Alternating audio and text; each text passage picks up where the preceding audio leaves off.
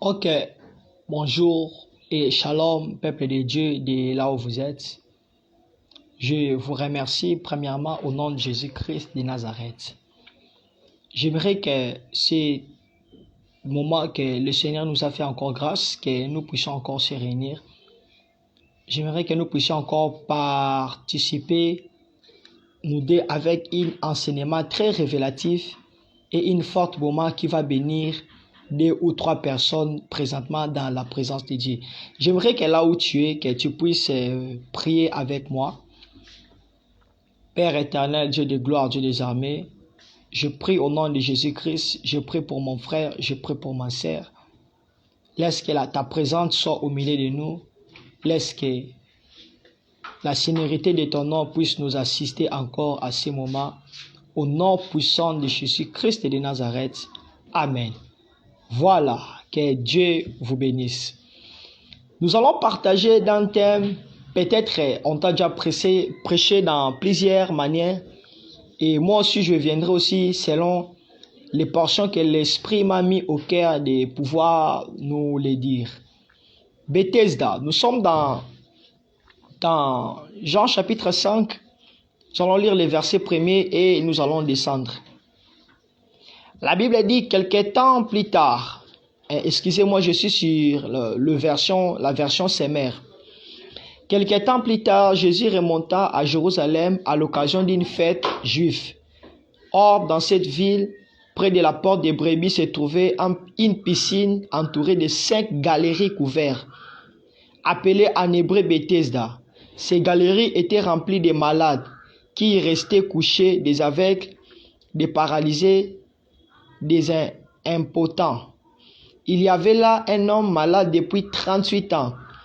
Jésus le vit couché quand il sut qu'il était là depuis si longtemps. Il lui demanda, « Veux-tu être guéri ?» Maître, répondit le malade, « Je n'ai personne pour me plonger dans la piscine quand l'eau commence à bouillonner. Le temps que je me traite là-bas, un autre y descend, y arrive avant moi. » Eh bien, lui dit Jésus, « Lève-toi, prends ta natte et marche. » À l'instant même, l'homme fut guéri et prit sa natte et s'est mis à marcher. Mais cela s'est passé un jour de sabbat. Alléluia. Alors que nous allons partager de ce thème Bethesda, j'aimerais un peu aller plus loin en commençant d'abord par expliquer le mot Bethesda. Bethesda, c'est un mot hébreu. En français, Bethesda veut dire maison de miséricorde ou maison de bonté. Maintenant, on nous présente plusieurs sortes de malades qui se trouvaient dans cette piscine de Bethesda. La Bible dit qu'il y avait des paralytiques, il y avait des boiteux, il y avait des aveugles. Bref, des gens qui avaient des défauts corporels. Ce sont ceux-là qui se tenaient dans le piscine de Bethesda. Pourquoi? Parce qu'un ange descendait de temps en temps. Et quand l'ange descendait, la Bible disait le signe qui attestait que l'ange descendait, c'est quand on remarquait que l'eau était agitée. Et dans la version Semeur, la Bible dit quand l'eau était bouillonnée. Et le fait que l'eau est agitée, cela symbolise que il y a un ange qui vient de se descendre. Et la Bible dit, c'est lui qui descendra le premier. Quelle que soit sa maladie, il sera guéri. Pourquoi maintenant on dit Bethesda, c'est la maison de miséricorde?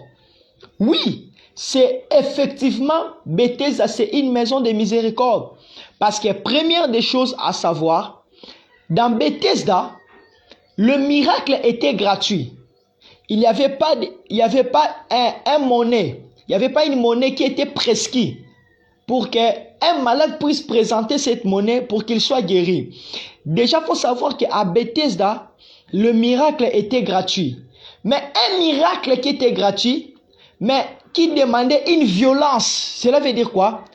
Lorsque l'ange agite l'eau, celui qui descend le premier, après que l'eau soit agitée, c'est celui-là qui sera guéri. Maintenant, je me pose cette question. Alors, celui qui se jettera le deuxième, et alors celui qui se jettera le troisième. Donc, bref, par jour, le miracle était réservé à ceux-là qui pouvaient se jeter le premier personne. Donc, après que le premier personne soit jeté dans l'eau, le second qui viendra ne sera plus guéri. Pourquoi? Parce que le miracle demandait qu'une seule personne puisse être guérie. C'est là qui nous atteste que Bethesda, c'est une maison de miséricorde. Deuxième des choses à savoir sur Bethesda, dans Bethesda, il y avait plusieurs personnes qui étaient malades. Il y avait beaucoup de gens qui étaient malades. Il y avait certes beaucoup de personnes qui étaient vraiment souffrantes. Mais il y avait une condition. Soit ta famille t'accompagne pour t'aider à vivre ton miracle. Ou soit toi-même tu peux te jeter dans la piscine. Donc déjà il faut savoir pour les gens qui sont des aveugles, des paralysés. Ce sont des gens pour que le miracle atteste dans leur vie. Il faudra qu'ils soient accompagnés par des gens. Pourquoi? Parce que là, ils sont incapables de se précipiter dans l'eau. Mais peut-être les aveugles peuvent se jeter eux-mêmes, malgré qu'ils ne voient pas, mais ils peuvent marcher et ils peuvent sentir que c'est ici qu'il y a la piscine et je dois me jeter. Mais un miracle qui était gratuit, mais qui demandait une précipitation. Je me pose la question. Pourquoi le miracle demandait une précipitation et pourquoi le miracle demandait seulement que celui qui devrait se jeter le premier personne, c'est celui-là qui sera guéri. Déjà, il faut savoir quand Bethesda, quand la Bible dit que celui qui se descendra le premier personne, on nous parle dans la révélation le fils unique. Cela veut dire quoi? L'ange descendait pour les gens, pour les fils uniques. Pour les fils uniques. C'est pourquoi tu remarqueras dans la Bible, le premier fils dans des familles, ce sont ceux-là qui ont beaucoup plus été combattus. Pourquoi? Parce que toutes les premières personnes, toutes les premiers-nés, ou les filles ou les fils uniques, ce sont des gens qui sont des repères dans des familles. C'est pourquoi celui qui descendrait le premier personne, c'est celui-là qui devrait être guéri. Déjà dans la révélation, on nous présentait déjà que le fils unique, on nous présentait déjà le premier-né. Alléluia. Avec le temps, vous allez comprendre pourquoi je parlais de ces fils uniques et du premier-né. Maintenant, Jésus vient dans la piscine. Jésus constate qu'il y a une personne qui a longtemps dit. La Bible dit, Jésus voyant cet homme. Et il comprend que cet homme a dit. Il lui dit, veux-tu être guéri? L'homme lui dit, je n'ai personne. Pourquoi il avait personne? Déjà, il faut savoir que dans le Matthieu de la miséricorde, les gens qui trouvent miséricorde, ce sont des gens qui ont personne. C'est pourquoi cet homme pouvait faire 38 ans dans la piscine, parce que il attendrait le miséricorde. Il était patient, en train d'attendre le miséricorde. Pourquoi? Parce que le miséricorde sont focalisés et sont dressés par des gens qui ont personne. Et Jésus lui dit, veux-tu être guéri? Il dit, non, je n'ai personne pour me plonger dans l'eau quand la piscine est agitée. Jésus lui dit, lève-toi, prends ton lit et marche. Quelque chose de simple. Jésus n'a pas beaucoup plus forcé. Jésus n'a pas beaucoup plus fait de gymnastique. Mais Jésus lui a dit, prends ton lit et marche.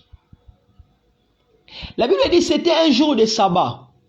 Alors que le sabbat était interdit aux gens de travailler. Peut-être aussi, je pouvais m'imaginer que les jours de sabbat, l'ange aussi ne descendait pas. Alléluia. L'ange aussi ne descendait pas même les jours du sabbat. Mais quelque chose de bizarre commence à se produire. Miséricorde, ce n'est pas l'ange. la miséricorde, ce n'est pas la voie des anges. La miséricorde, c'est ce dont la Bible dit dans Jean 3,16. Dieu a aimé le monde. Il a envoyé son Fils unique pour que tout celui qui croit au Fils ait la vie. Déjà, il faut savoir que le Bethesda nous présentait déjà l'arrivée de Jésus. Bethesda nous présentait déjà l'arrivée de celui qui devrait sauver l'humanité. La Bible dit, dans Bethesda, il y avait 5 portiques. Sous ces portiques était couvert un grand nombre de malades. Je me pose la question, pourquoi Bethesda devrait être entouré dans 5 portiques? Autrefois, dans la Révélation, les 5 portiques, ce sont les 5 livres de la loi. Alléluia. Les 5 portiques représentent autrefois les livres de la loi. C'est pourquoi, dans la loi, lorsqu'il y a plusieurs malades, il faut qu'une seule soit guérie. Pourquoi? Parce que nous sommes encore dans le temps de la loi. Maintenant, je me pose la question. Il y avait 5 portiques. Les portiques, ce sont des petites portes. Maintenant, dans ces 5 portiques, quelle porte que Christ était entré? Est-ce que Christ était entré dans le premier porte? Est-ce que Jésus était entré dans les deuxième porte, troisième porte, quatrième ou cinquième porte? J'aimerais dire à une personne, Christ était entré dans le troisième porte. Parce que le chiffre 5, autrefois dans la Bible, représente les 5 livres de la loi. C'est pourquoi dans la loi, il faut que l'ange guérisse seulement une seule personne. Mais Christ entre dans les troisième porte pour venir ressusciter la grâce. Alléluia. Il vient maintenant ressusciter la grâce. Et quand il entre, ce jour-là, la Bible dit que l'ange ne descend pas. La Bible dit que l'ange ne descend plus. Pourquoi? Parce que l'ange venait toujours dans... Parce que l'ange venait toujours par Jésus-Christ. Cela veut dire quoi? Toujours le même Jésus qui a envoyé l'ange. Et Christ entre dans les troisième portes pour détruire la loi qui est sur le piscine de Bethesda pour introduire la grâce qui doit accompagner. Bethesda, ce n'est pas forcément une piscine. Bethesda, c'est aussi le monde. Bethesda, c'est aussi une ville. Bethesda, c'est aussi une famille. Dans d'autres familles, il y a aussi les différentes lois réservées. Cela veut dire quoi? Je parle de ça en lingala. Ba loi mususu dans la famille où ils ont réservé que mutute arogi robima la famille. Soki yaya mobile abimité. Donc dans la famille nous sommes dépendants d'une seule personne. Mais Christ vient nous enlever dans la loi de la dépendance. C'est-à-dire, si dans la piscine, on dépendait des anges, cette fois-ci, on dépendra du Fils de l'homme qui est Jésus-Christ. C'est pourquoi la Bible me donne raison. La Bible dit, Dieu l'a souverainement élevé et lui a donné le nom qui est au-dessus de tous les noms. Et qu'au nom de Jésus, tous genoux fléchissent dans le ciel et sur la terre. Waouh! Pourquoi la Bible dit dans le ciel et sur la terre? Dans le ciel, dans le ciel, c'est là où règne le trône de Dieu. Sur la terre, c'est là où il y a une loi, où l'ange descend pour guérir une seule personne. Mais son nom doit être élevé dans le ciel et sur la terre. Le nom du Christ doit être élevé sur la terre. Pourquoi? Parce que si Christ n'est pas élevé sur la terre, les gens élèveront les anges. Alléluia. Déjà, il faut savoir que dans la piscine de Bethesda, les gens avaient l'attitude d'adorer les anges. Les gens avaient l'attitude de venir près des anges. Pourquoi? Parce que quand ils obtenaient miséricorde au travers des anges, ils pouvaient imaginer que si je suis guéri, ce n'est pas Dieu, ce n'est pas Jésus, mais c'est l'ange. C'est pourquoi Christ vient d'abord renverser l'adoration qui s'est passée autrefois par les anges. C'est pourquoi dans Apocalypse, Pierre voulait se prosterner devant un ange. L'ange dit, ne m'adore pas. Pourquoi? Parce que Pierre pouvait dire, si autrefois, si autrefois les gens adoraient les anges dans la piscine de Bethesda, mais cette fois-ci nous devons adorer Jésus. Même l'ange comprend que je ne suis pas le titulaire de l'adoration. Je ne suis pas digne de recevoir l'adoration. C'est pourquoi il dit à Pierre, Pierre, ne m'adore pas. Parce que c'est lui qui est digne de recevoir l'adoration et c'est lui qui est mort et ressuscité le troisième jour. C'est pourquoi j'aimerais dire à une personne, balinga te, matato bakita, Christ a un plan pour toi. Je dis bien, Christ a un plan pour toi. Je viens déclarer pour un frère et pour une sœur et que ton temps de miracle a sonné. Ce n'est plus le temps où tu seras dépendant de la piscine de Bethesda. C'est le temps où Christ vient te dire, prends ton lit et marche. Le fait de prendre le lit et marcher, cela signifie que Christ a le pouvoir de te guérir par des voies possibles selon lui. Donc, cet homme ne sera pas mouillé. Parce que si d'autres personnes étaient mouillées, pour qu'il soit guéri, mais par cet homme, il ne sera pas mouillé parce que Christ est là pour accomplir un travail. Que Dieu te bénisse, toi qui m'as suivi. Lève seulement tes deux mains, on va prier. Père éternel, Dieu de gloire, je prie pour mon frère et pour ma sœur qui étaient présents devant cette petite émission. Je décrète et déclare que tu viennes consoler celui qui est fatigué, chargé. Je prie au nom de Jésus-Christ. Amen. Que Dieu vous bénisse. Nous sommes déjà dans le mois de décembre. Aujourd'hui, c'est le 2 décembre. Besoin de prières, besoin des orientations, besoin des directives. Contactez-moi par ces numéros ci-dessous. Ci-dessous 084 21 010 31. Je répète 084 21 010 31. C'est ça mon numéro WhatsApp. C'est le prophète Nimi. Écrivez-moi et on va entrer dans des forts moments de prière si possible. Et pourquoi pas prier un Dieu de te donner ce que ton cœur désire. Déjà, il faut savoir que sur la terre, Dieu veut nous voir dans un état parfait. Dieu veut nous voir. Dieu ne veut pas nous voir souffrir. Dieu a besoin que nous puissions prospérer. Nous puissions monter, comme le Bible dit, mon serviteur montera, montera. Je prie que tu montes, je prie que tes affaires montent, je prie que tout monte dans ta vie au nom de Jésus-Christ. Merci, que Dieu nous bénisse. Amen.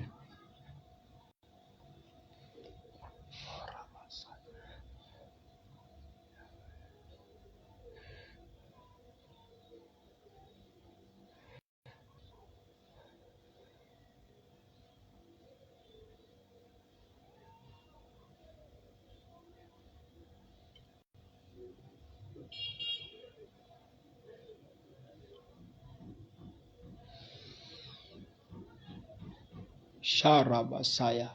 Merci Saint-Esprit, merci pour ce que tu viens de faire. Nous vous remercions encore de plus. Que notre Dieu vous bénisse.